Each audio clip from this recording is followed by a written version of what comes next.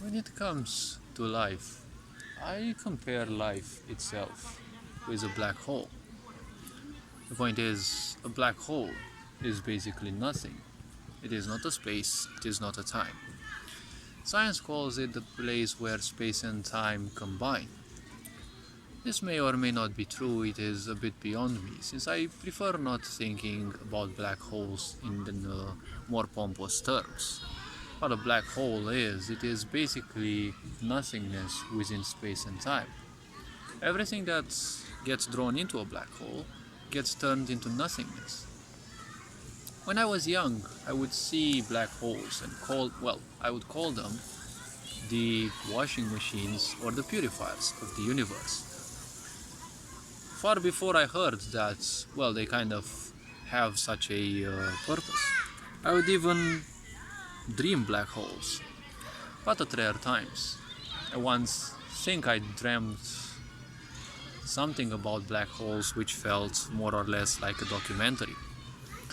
Now, why I say that life is basically like a black hole is because black holes have two purposes. They draw anything that gets too close to them inside of them, and they purify their karma, they purify their memory, which means they erase everything regarding that physicality and make it one with creation itself. Basically, nothing, anything which is beyond physicality, is basically nothing for us, because we cannot make use of anything which is beyond the physical, right? You will basically know about, let's say, your soul, your consciousness, but physically you cannot touch them, right? That's why they are accessible beyond your physicality, right? That's why one needs more spiritual focus to gain access to dimensions and aspects which are beyond the concrete physicality. So a black hole draws anything within it and turns it into nothingness. And at the same time, that which is stored within it, sooner or later, will find its way back into physicality, right? And it will do so under the shape, let's say, of radiation. Radiation is what I called the most voracious life form, because it is so unstable, it seeks to become stable, right? It is exactly the same as unconsciousness. It doesn't have balance at all. It's like, at the same time, it is full of karma, right? It must find balance, and kind of find it hard to explain it into words.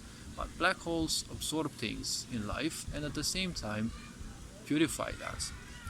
And from time to time they also spurt out probably excess, or who knows, their function can explain this much better. People's lives, they are the same as a black hole. Some of their lives, let's say chronologically speaking, they will be born in and they will live lives which are basically like the first function of black holes. They will be just sponge people, absorbing literally everything around them and complying to societal norms. And in other lives, they might become wiser and they might understand the fact that there is a need within them to simply purify themselves of the accumulations they have done that may still haunt them.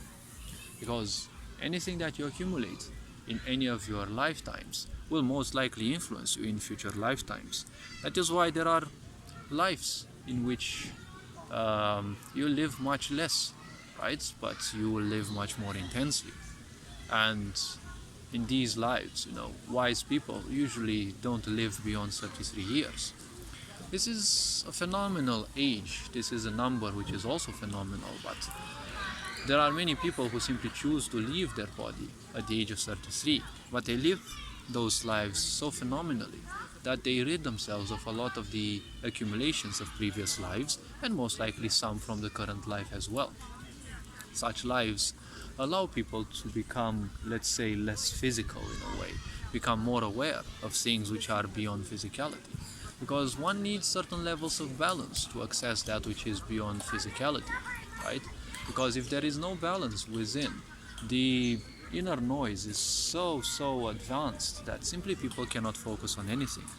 So that's why I'm saying take life as a black hole, right? Because in your life you will both absorb things and you will both eliminate things, right?